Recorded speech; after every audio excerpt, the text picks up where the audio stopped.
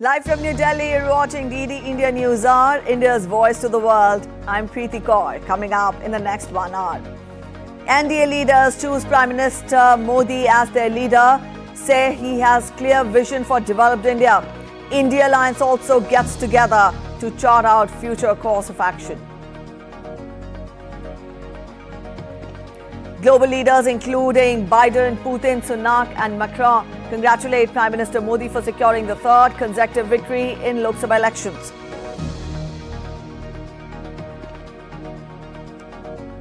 Dutch voters turn out to vote on the first day of EU polls. The Netherlands is the first to vote in this round of polls to EU Parliament.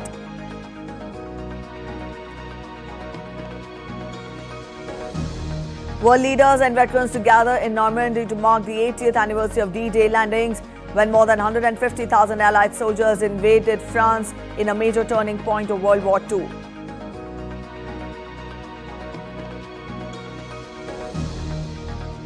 In cricket, India eased past Ireland by 8 wickets to start their T20 World Cup campaign with a win.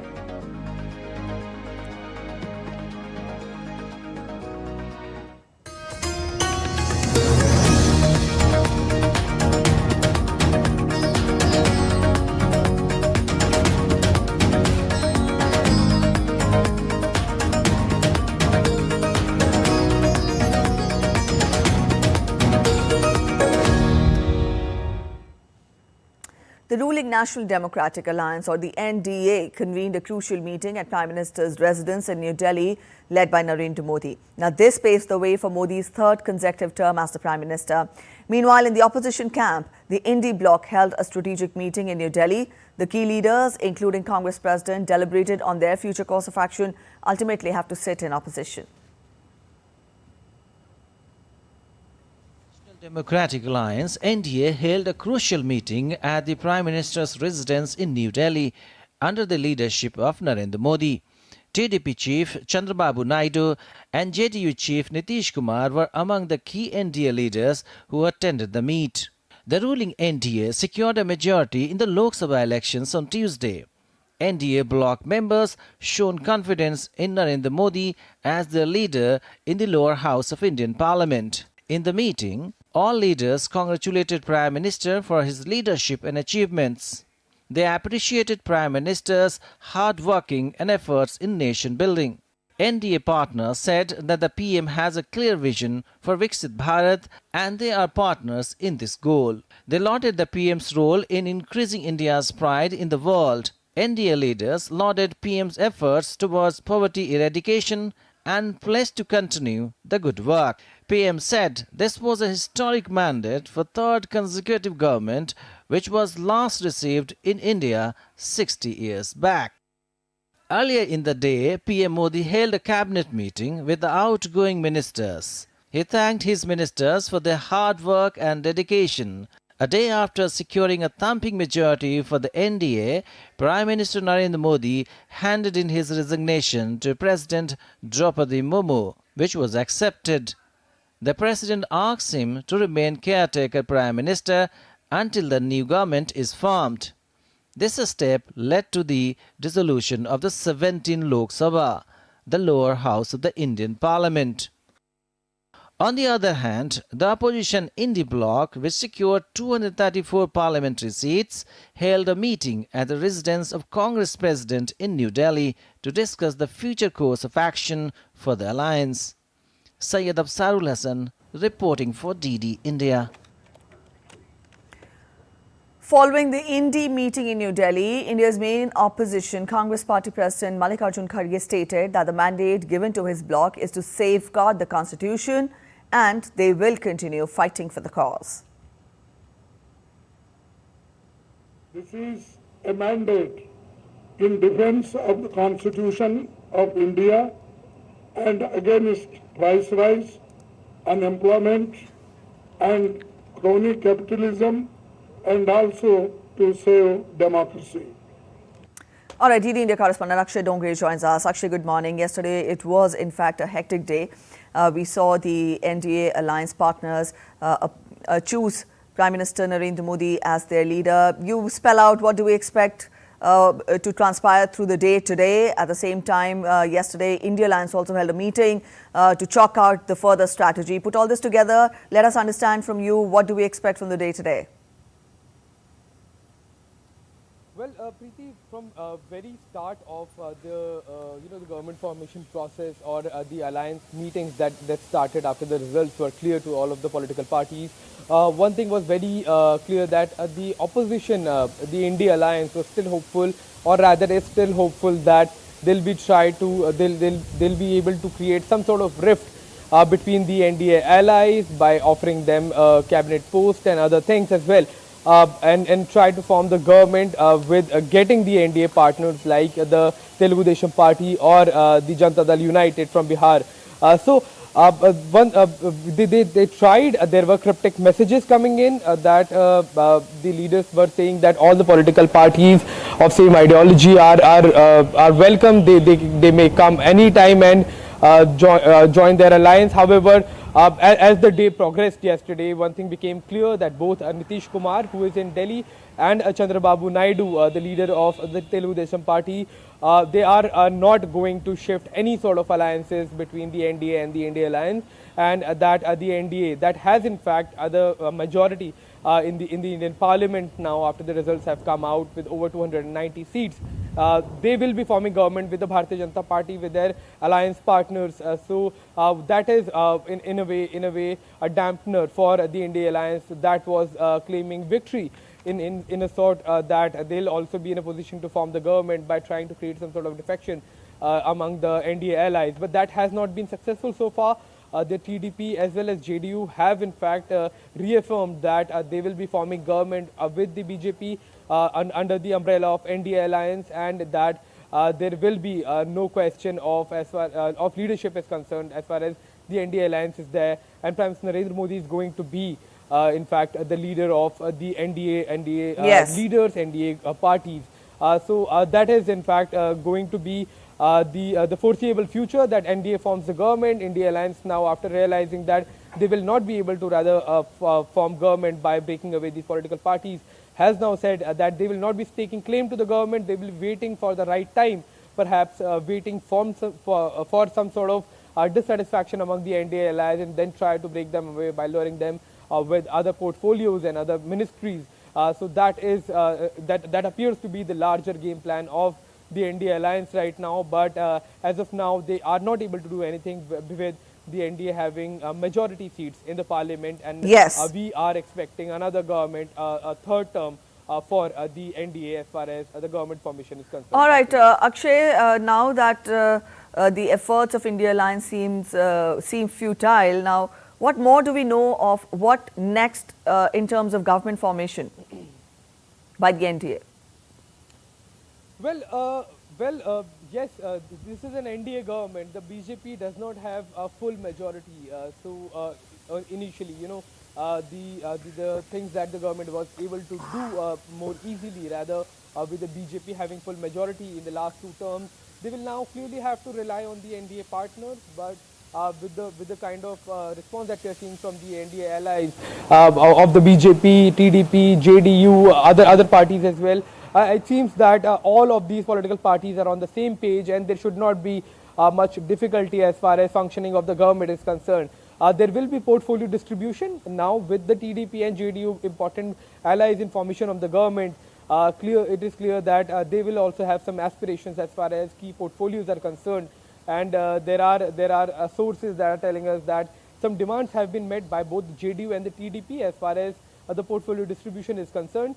So that remains on the card, that what the Bharatiya Janata Party can bargain for and can give as far as their allies are concerned in terms of the important portfolios that the government will be having as far as the third term of the NDA is concerned. So portfolio distribution and portfolio discussion will have to take place, because there are certain portfolios that both the JDU and the TDP are demanding, along with the BJP having strong contenders for the running of those ministries. So that bargain is in fact perhaps one of the most important thing right now.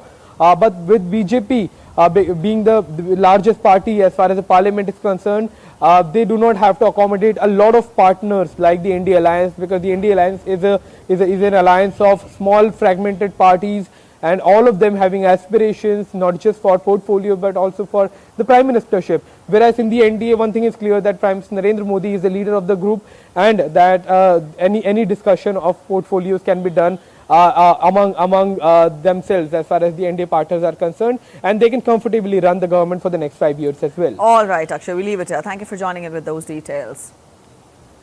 And wishes are pouring in from across the globe after Prime Minister Narendra Modi secured a third consecutive win in the general elections.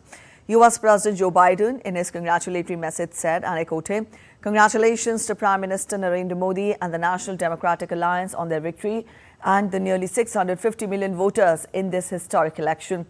The friendship between our nations is only growing as we unlock a shared future of unlimited potential."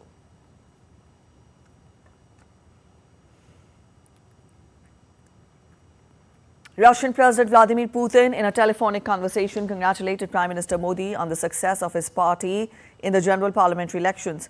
In a statement posted on the official Telegram channel, Kremlin said, and I quote, "Both sides expressed satisfaction with the current level of Russian-Indian special and privileged strategic partnership, which will continue expanding in all the areas." The two leaders also agreed to continue constructive personal interaction.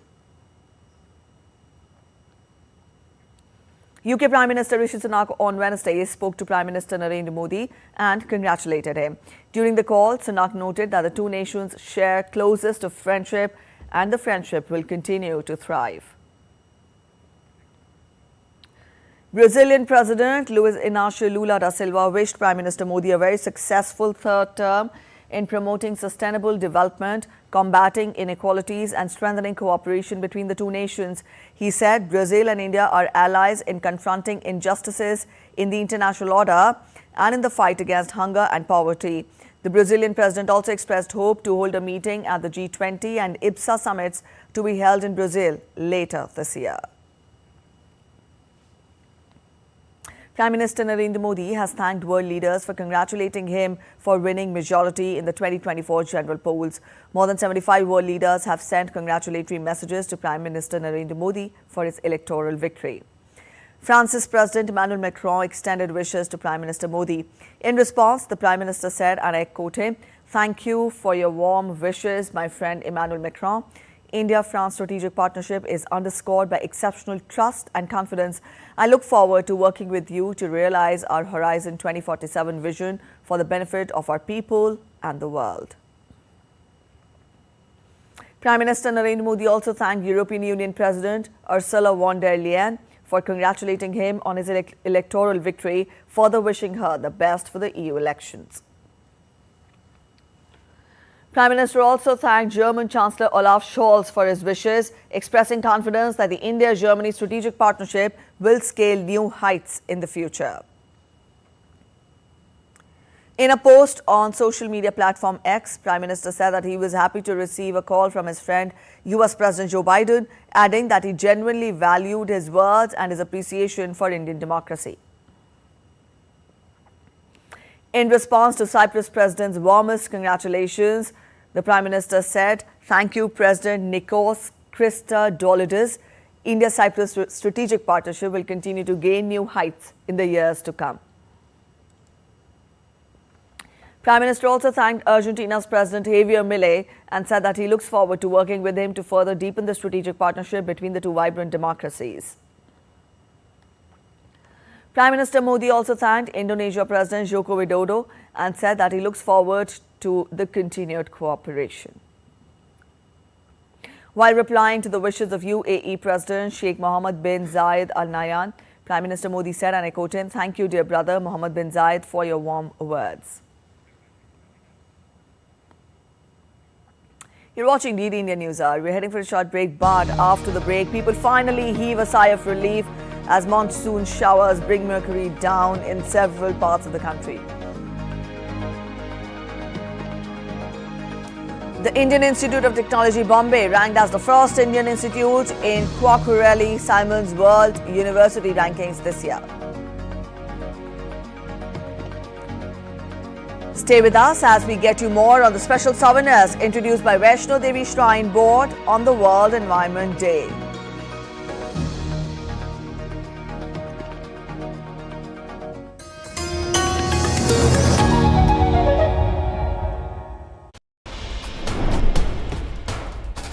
Wherever news breaks, whatever it takes. Connecting corners, cutting across continents. Stories that matter from across the globe.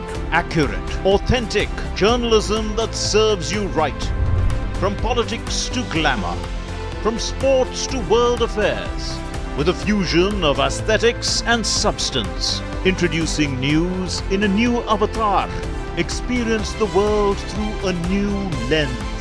Stay tuned to DD India for an exciting journey beyond borders.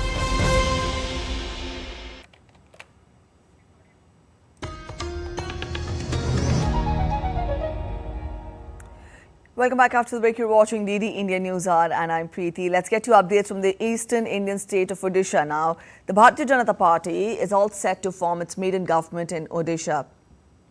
BJP won 78 seats in the 147-member assembly, ending Biju Janata Dal leader Naveen Patnaik's 24-year stint in the state. Patnaik's BJD secured 51 seats, way behind the majority mark of 74. This would be the first BJP government in Odisha's political history. BJD had governed the state for 5 consecutive terms. Earlier on Wednesday, Naveen Patnaik resigned as the chief minister and tendered his resignation to the governor.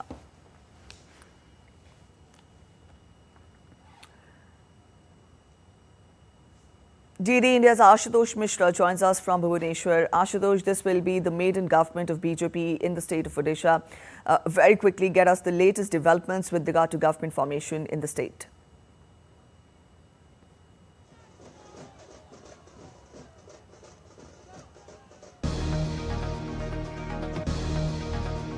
Ashutosh, are you there with us? Am I audible? Yeah, sure. I'm saying this is for the first time that BJP is going to form a government in the state on its own. In the past, from 2000 to 2009, they were in a coalition with the Biju Janata Dal, but this time they have got a majority on their own and they are going to form a government. The party has got a clear majority with 78 assembly seats, and the stage is set for the transfer of power. Chief Minister Biju Janata Dal Chief Naveen Patnaik yesterday went to the Raj Bhavan and tendered his resignation, thus setting the stage for transfer of power. This was a spectacular victory for the BJP. BJP not only did well in the assembly, it also did spectacularly well in the Lok Sabha elections, winning 20 out of 21 seats at state. But the most important is that the political landscape of the state is going to change and the party is going to form a government for the first time. Newly elected BJP legislators already had a meeting in the state capital and they are moving to Delhi to meet central BJP leaders where the new chief minister will be decided. All right. Thank you so much for joining in with those details. In a first for any armed forces medical institution, specialists at Command Hospital in Chandi Mandir performed a successful pancreas and kidney harvest from a brain-dead patient on June 5th. Now, the organs were harvested from the father of a serving soldier from the 14th Punjab Regiment who consented for the cause.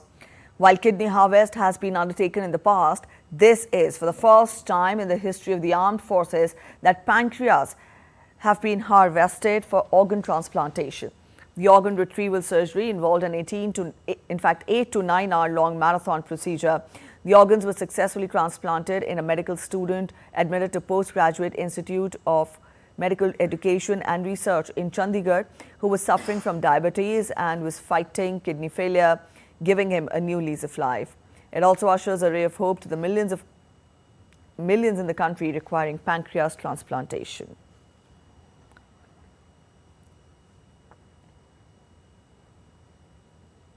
IIT Bombay has been ranked as the first Indian institute in the Quacquarelli Simons World University rankings this year. For the first time, IIT Bombay ranked within the top 125 and has secured the 118th position. The overall score is 56.3 out of 100. The institute has made a significant leap from 149th rank last year. The results released yesterday show a notable improvement of 31 positions this year.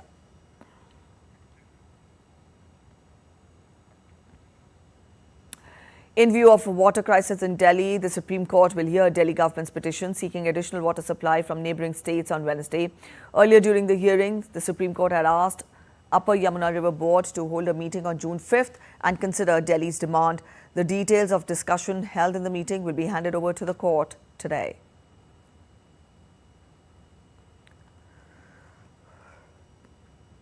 Let's get to weather updates now. Northeastern region of India is facing intense weather with several states witnessing flooding and heavy rainfall.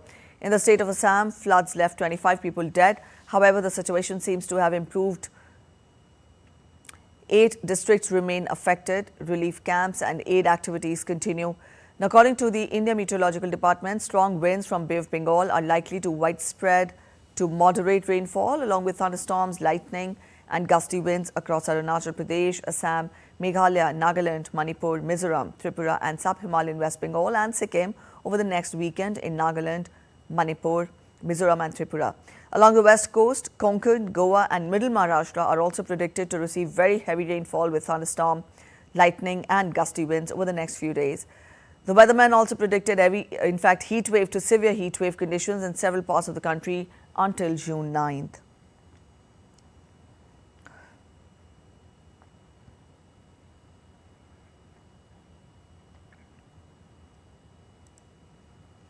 All right, DD India's Subina Roy joins us from Dibrugarh in the northeast Indian state of Assam. Subina, good morning. Get us the latest with regard to the weather updates. We tell our viewers that Assam is reeling under floods because of the incessant rainfall that has been witnessed in the state. You get us the latest as to how has the day begun today. Yes, Preeti, good morning. From Dibrugarh, the weather has improved. It seems like, as you can see, it is a sunny weather. And however, one death was reported from Silchar yesterday and taking the death toll to 25 in the first wave of Assam floods. Talking about the rivers that are flowing above danger level, Kopili is flowing above danger level at Kampur and Dharmatuli, and the Kushiara River in Karimganj. The number of districts that have been affected, that has come down to 8. Now the affected districts are Kachar, Karimganj, Morigaon, Hojai, Nagaon, Dhima Hasao, Hailakandi, Karbi Anglong West. So, Preeti, just to be seen that mostly the flood-affected areas are in Assam. However, this time it is the South Assam that has been affected, and this is due to the aftermath of the cyclone Bemal. However, the INDI has predicted that on June 6th and 7th, heavy to very heavy rainfalls are expected as gusty winds are about to flow from the Bay of Bengal to these northeastern states. And when we talk about the relief camps that have been set up, around 112 relief camps have been set up and 21 relief distribution centers have been set up, where the SDRF and NDRF teams are providing relief items to the flood-affected people. And the population affected has come down to 2.4 lakh, which is good news. And the inmates who are living in these relief camps have come down to around 22,000. All right, Subina, thank you for joining in with that elaborate account. Thank you for joining us with those updates. And from here, we turn focus to Goa. Raviraj Sarthape joins us from Panji. Ravi, good morning. We tell our viewers that along the west coast, also the monsoon rains have started and people are heaving a sigh of relief. Get us the latest when we talk of the weather situation in Goa. We can say monsoon has entered Goa day before yesterday, and yesterday Met Department of Goa had issued a yellow alert for Goa for next 5 days starting from today. We can safely say around 3:30, 4 o'clock in the morning, rain has started. Normal rain has been started in Goa. Light to moderate rain showers have been received in all parts of Goa. With scattered thunderstorms also have been received in Goa. So normal rain has been received. So mercury has been dropped down. So it is a sigh of relief for Goans starting from today, because there was very hot and humid weather in Goa. So this monsoon has been relieved. Mercury has been down. So we are waiting that monsoon should be normal this year. All right, we're waiting for the monsoon to be normal. How has the weather department predicted weather in the next few days? Next 2 days, in next 5 days, it will be. It has issued a yellow alert in Goa. So it means light to moderate rainfall will happen all across the Goa with thunder showers. Some parts of Goa might receive heavy rain showers also. So all the departments are also prepared for that. All the monsoon rains in Goa. Any word of caution for the fishermen? Fishermen has been advised not to venture into sea, and Met Department has also issued advisory, and Captain of Ports Department, which monitors the fishermen boats also, they has also issued a warning. So from generally from 1st of June every year, there is a fishing ban in Goa for 2 months. Like for June and July, there will be a fishing ban implemented in the Goa. So fishermen are not allowed to venture into sea for next 2 months. All right. Thank you so much, Ravi, for joining us with those details.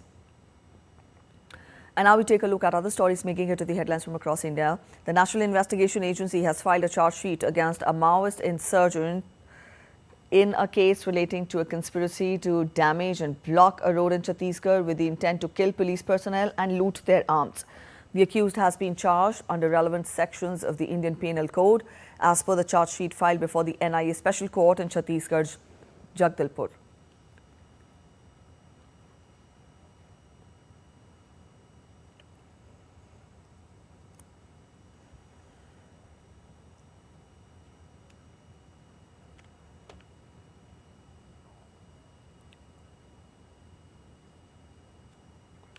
Himachal Pradesh is grappling with a severe forest fire crisis, with the state's forest department recording over 1,500 incidents of forest fires. The administration has expressed grave concern over the escalating situation and are promptly responding to the fire incidents. Also, a massive fire broke out in the forest areas of Rajouri and Poonch, causing damage to vast tracts of land. The forest department and locals are trying to douse the fire.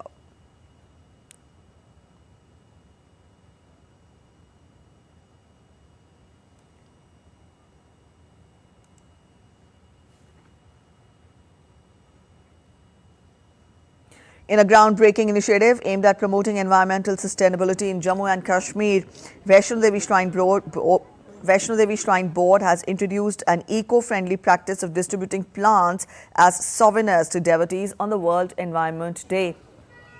The Chief Executive Officer, Anshul Garg, inaugurated a saplings outlet, namely Vaishnavi Vatika, at Niharika Complex of the Shrine Board at Katra.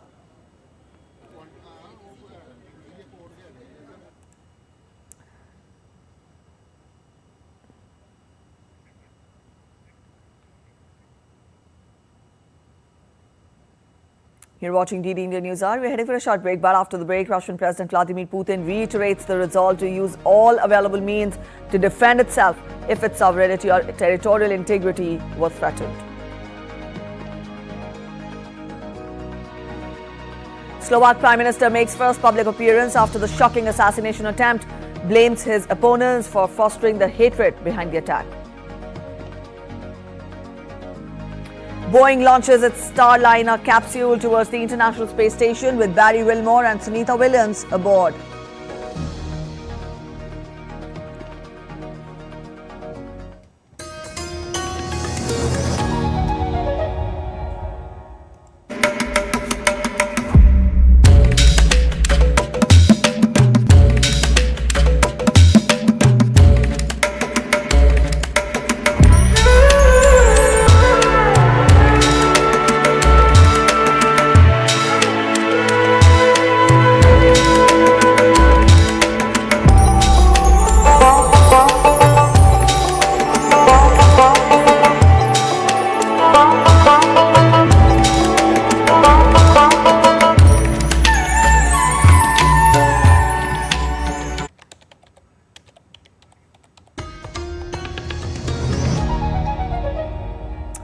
Welcome back after the break. You're watching DD India News Hour. A quick relook at the top stories once again.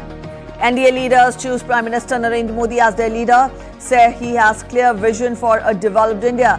INDI Alliance also gets together to chart out future course of action. Global leaders including Biden, Putin, Sunak and Macron congratulate Prime Minister Modi for securing third consecutive victory in the Lok Sabha elections.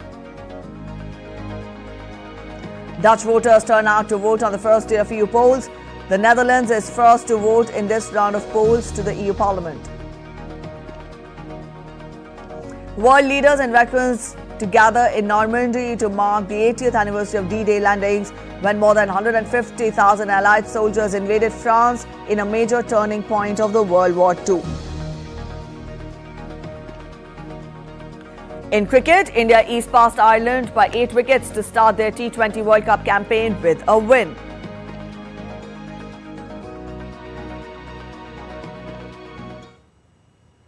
Voters in the European Union are set to elect lawmakers in an election from 6th to 9th of June for the bloc's parliament that will have a wide impact across the European Union and beyond. Voting kicked off today at different times depending on the country. Voting starts on June 6th in the Netherlands, which is first to vote in this round of polls, followed by Ireland and Malta on the following day, and Latvia and Slovakia on Saturday.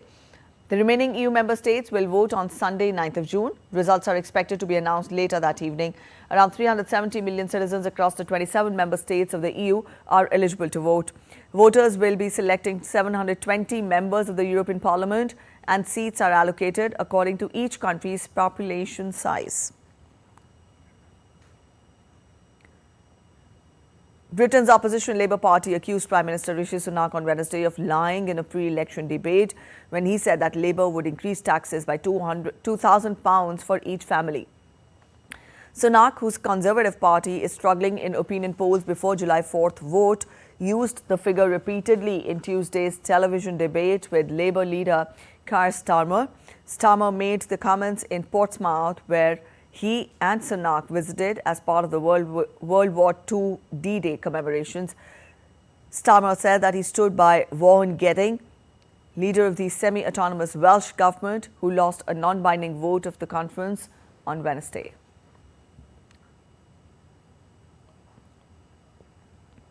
We've been very clear throughout that all of our plans are fully costed and fully funded. And that means no tax rises for working people. And I'll spell that out. No income tax, no national insurance, no VAT. What you saw last night was a Prime Minister with his back against the wall, desperately trying to defend 14 years of failure, resorting, and it was a flash of his character, an insight into his character, to lies. 80 years on, British veterans who served on D-Day spoke of their experiences and paid tribute to fellow troops at a ceremony on Wednesday to remember their service. The British ceremony was addressed by King Charles, Prince William and British Prime Minister Rishi Sunak, which took place in Portsmouth.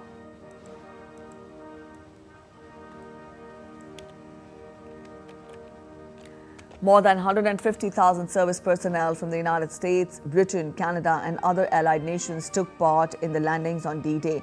The main ceremonies will take place in France on Thursday, with world leaders and royalty including US President Joe Biden, French President Emmanuel Macron, Ukrainian President Volodymyr Zelensky and Britain's King Charles and Queen Camilla participating. Speaking at the ceremony that included D-Day veterans, King Charles highlighted the courage, resilience and solidarity of those who took part in the attack that helped defeat Nazi Germany in the Second World War. Prince William said that he was deeply honored to be joined by guests at the ceremony who had helped fight against tyranny.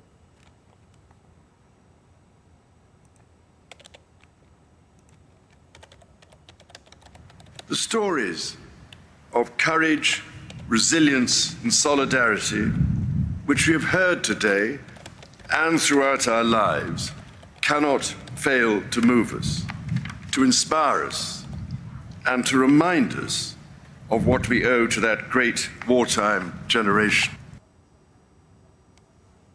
Too many never returned. They remain in some corner of a foreign field that is forever England. We will always remember those who served and those who waved them off. Today we remember the bravery of those who crossed this sea to liberate Europe. Those who ensured that Operation Overlord was a success. And those who waited for their safe return. Russian President Vladimir Putin on Wednesday cautioned the West that Russia could use all available means to defend itself if its sovereignty or territorial integrity were threatened. When asked about the risks of nuclear war over Ukraine, Putin said that the West had repeatedly accused Russia of nuclear saber-rattling, but said that this was wrong and pointed out that it was the United States which had used nuclear weapons against Japan in the Second World War. Speaking to senior editors of international news agencies in St. Petersburg, he said that Russia's nuclear doctrine permits such weapons to be used in response to a number of threats, and added that Russia has no plans to attack NATO member states. For some reason, the West believes that Russia will never use them. We have a nuclear doctrine. Look what it says. If someone's actions threaten our sovereignty and territorial integrity, we consider it possible for us to use all means at our disposal. This should not be taken lightly, superficially but professionally. The Russian president said that supply of weapons to war zones were a bad thing and a dangerous move. He specifically mentioned German arms deliveries to Ukraine. The German tanks on the battlefield in Ukraine came as a moral, ethical shock in Russia. Putin said this, and he went on as saying that if German-supplied missiles ever strike targets on the Russian territory, this would ultimately destroy bilateral relations.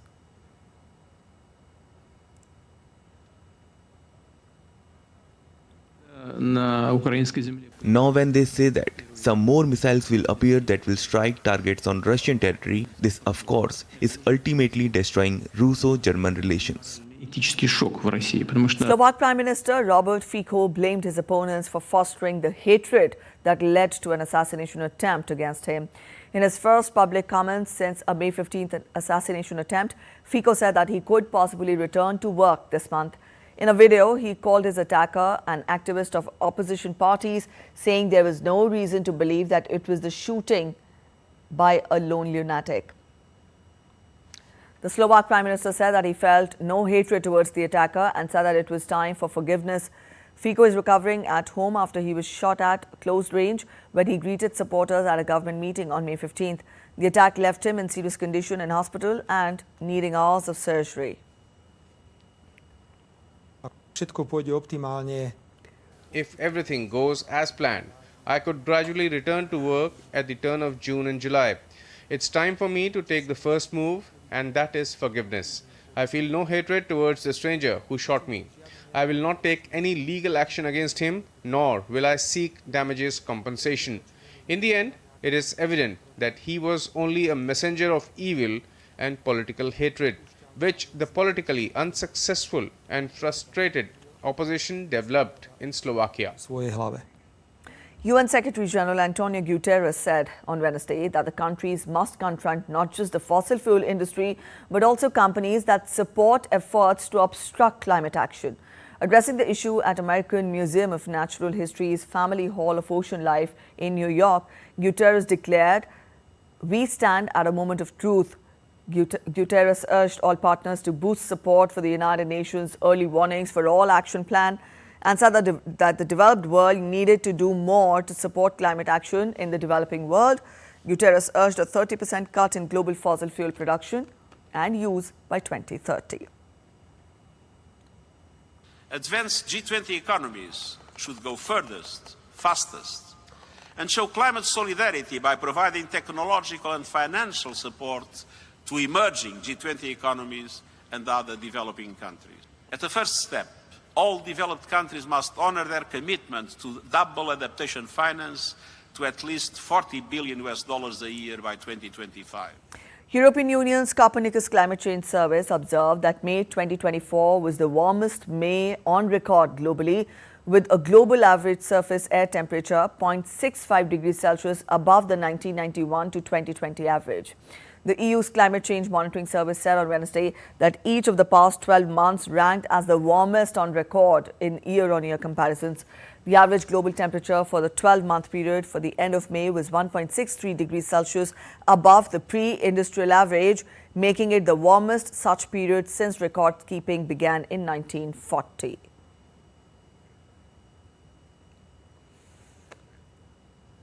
After devastating floods, Rio Grande do Sul in southern Brazil is struggling to recover to normalcy. The military took to streets as part of collection and cleanup operations involving several containers of chemicals. The cleanup is expected to last for a week. Volunteers joined efforts to clean up damaged schools. The farmers have also been affected, with some reporting that it will take 3 to 4 years to recover their production. Also, according to the latest report, storms and floods since late April have displaced more than 500,000 people and 172 confirmed deaths, with 14 missing.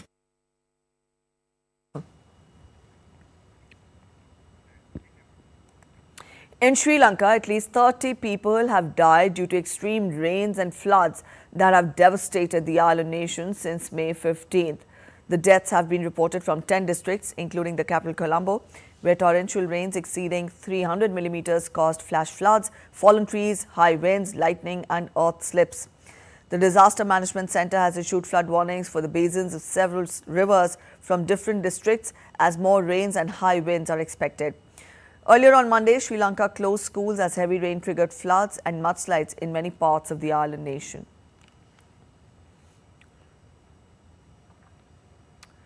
Dr. Ahmed Moin Farooqi joins us from Colombo. Ahmed, good morning. We've just given a broad outline of the current situation in Sri Lanka with regard to the floods. You tell us, how has the day begun there? What is the current update? In the morning itself, we have seen some showers in Colombo as well as in various other places, as I get to hear the reports from various parts of Sri Lanka. The Disaster Management Center has continued to maintain its warnings, which have been sounded for various parts of southern and the western provinces in the island. In addition to that, they have also sounded warnings for those who are going towards the sea, because it's expected that the sea would remain rough till the time that the effect of these monsoons will continue.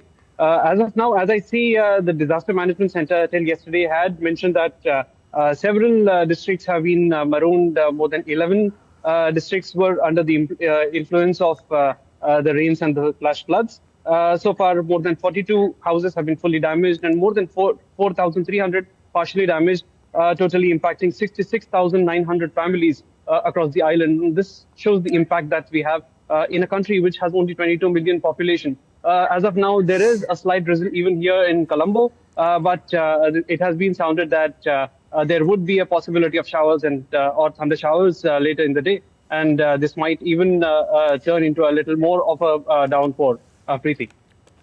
All right, Emma, thank you for joining in with those details. Sure. Boeing on Wednesday launched its Starliner capsule towards the International Space Station with 2 NASA astronauts aboard. The CST-100 Starliner, with astronauts Barry Wilmore and Sunita Williams aboard, lifted off from the Cape Canaveral Space Force Station in Florida for a roughly 1-week stay at the station. The latest launch made Williams the first woman to test an orbital spacecraft. The historic test flight, the third attempt after repeated delays, could pave the way for routine flights between Boeing's Starliner capsule and NASA. It is the first time the vehicle has been entrusted to carry people after coming through a long and tortuous development program. The mission is a test flight required before NASA can certify Starliner for routine astronaut missions. Also, SpaceX CEO Elon Musk extended his best wishes to Boeing and the crew for successful launch.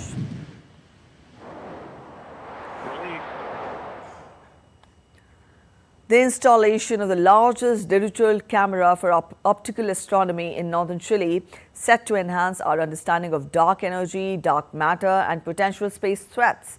Let's take a look at this report.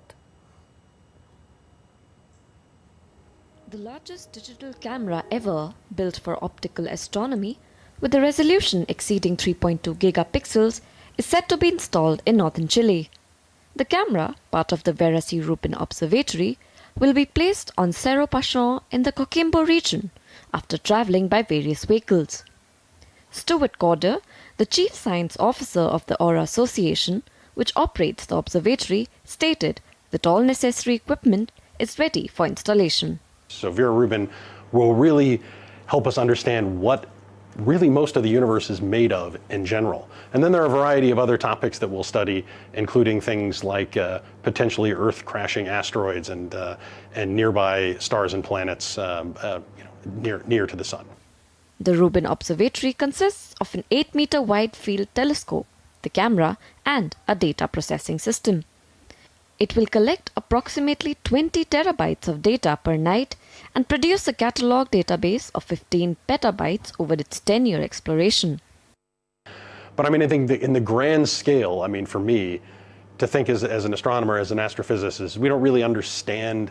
I mean, dark matter and dark energy are names we give to things because we don't really know what they are. The primary focus of the exploration is to study dark energy, dark matter, and potential threats to Earth from celestial bodies. With investments from 47 US institutions and 3 international affiliates, Chile has become a key location for astronomical research due to its clear skies in the Atacama Desert. All right, now let's get to a heartwarming video that surfaced from Indiana, United States, where a dog that had been lost for nearly 2 years reunited with his owner. The Fort Wayne Animal Care and Control reunited Loki with its owner, Samantha Power, after scanning a microchip on the dog.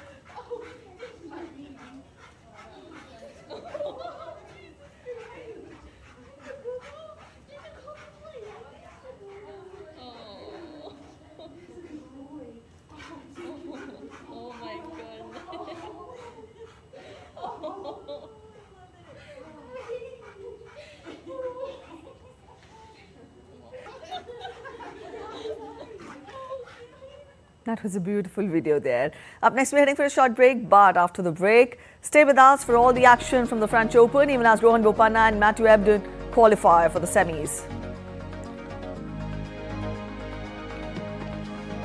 Russian teenager Mira Andreeva beats second seed Aryna Sabalenka to enter the French Open semis. And a beautiful light show lit up the skies over England's Portsmouth on the eve of the 80th anniversary of D-Day.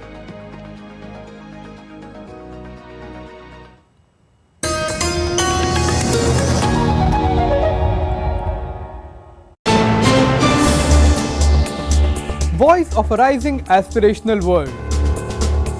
Stories of challenges, struggles and accomplishment. A world battling conflict, hunger and poverty. Embracing growth, development, science and technology. A voice of progress, a voice of unity. Watch Voice of the Global South with me, Akshay Dongre, only on DD India.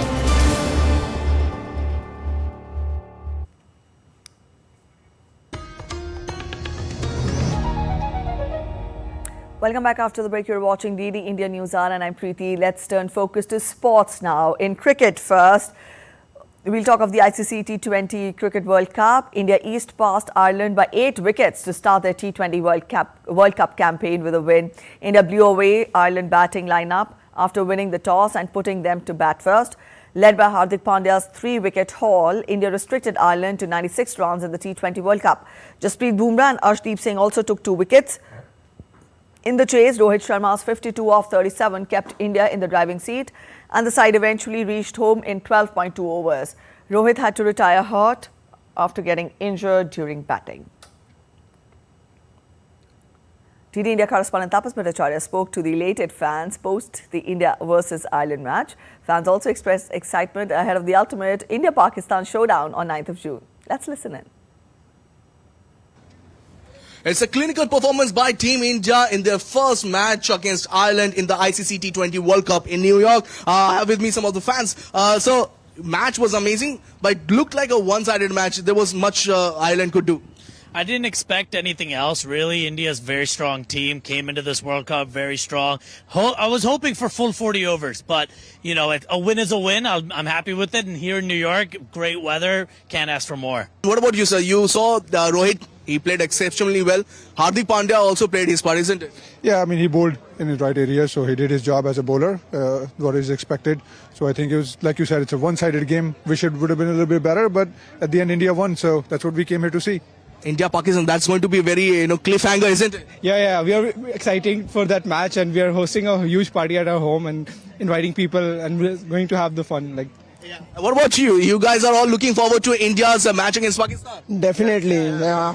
We have ordered a big TV. We are hosting a party for India versus Pakistan. Yeah, no, this is a perfect match to start with. We wanted more action, but it's okay. I think we're going to have more action coming. So we're going to be back again, right? Absolutely. Fantastic. Team India. Go India. wonderful stadium, and it's beautiful to be in New York at this time. It was a great match. It was quick though, but India beat them very quick, but it was a great match and we enjoyed it so much. Yeah. Same thing, like, it's very exciting to see this much crowd in New York, and we are really happy to have a stadium over here at New York. Really proud of India and all the ICC and BCCI to make all this effort to make this ground so successful. Thank you. That's what everybody is talking about here. India Ireland is a bit of an appetizer. Everybody is looking forward to that India-Pakistan match. With cameras and Jayashankar, this is Sabush Bhattacharya for DD India from New York. All right, let's turn focus to tennis now. Rohan Bopanna and Matthew Ebden qualified for the French Open semi-finals after a 7-6, 5-6, in fact 5-7 and 6-1 victory against Belgian duo of Sander Gill and Joran Vliegen on Thursday.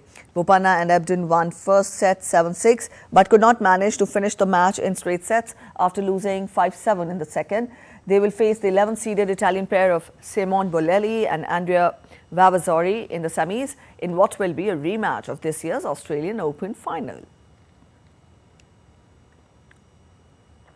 Second seed Aryna Sabalenka was sent crashing out of the French Open after a shocking quarter-final loss to Russian teenager Mira Andreeva on Wednesday. Having won her last two meetings with Andreeva comfortably, Belarusian Sabalenka wasted little time getting to work as she cranked up her big shots to go ahead 3-1 before her serve came undone in the opening set. However, Sabalenka was hampered by illness throughout the contest.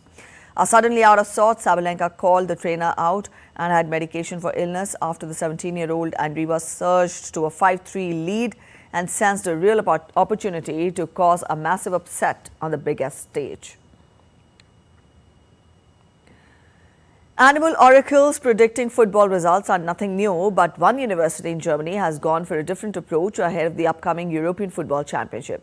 Using E. coli bacteria grown in Petri dishes made to resemble football pitches, microbiologist Markus Eggert believes that his little organisms will become the viral new trend for foreseeing football results. The E. coli bacteria so far are favouring host Germany for their opening match against Scotland.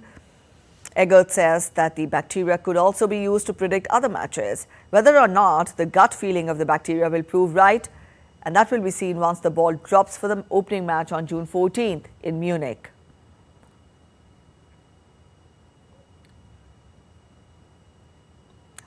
And drones lit up the night sky over England's Portsmouth on Wednesday on the eve of the 80th anniversary of D-Day. The light show featured drones forming various shapes, including a Spitfire, a soldier, and the words, "I remember."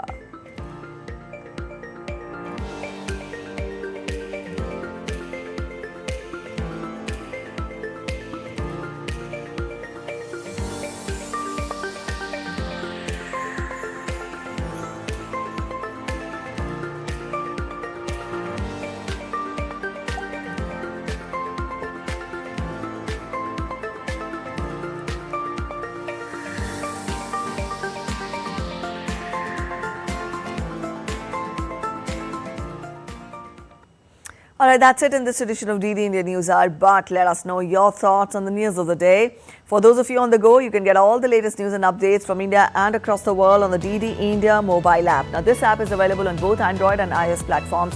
You can scan the QR codes on the screens to download now. We'll be back with more news as it breaks here on DD India. I'm Preeti Kaur signing off, and from all of us at In Delhi, thanks for watching DD India News Hour.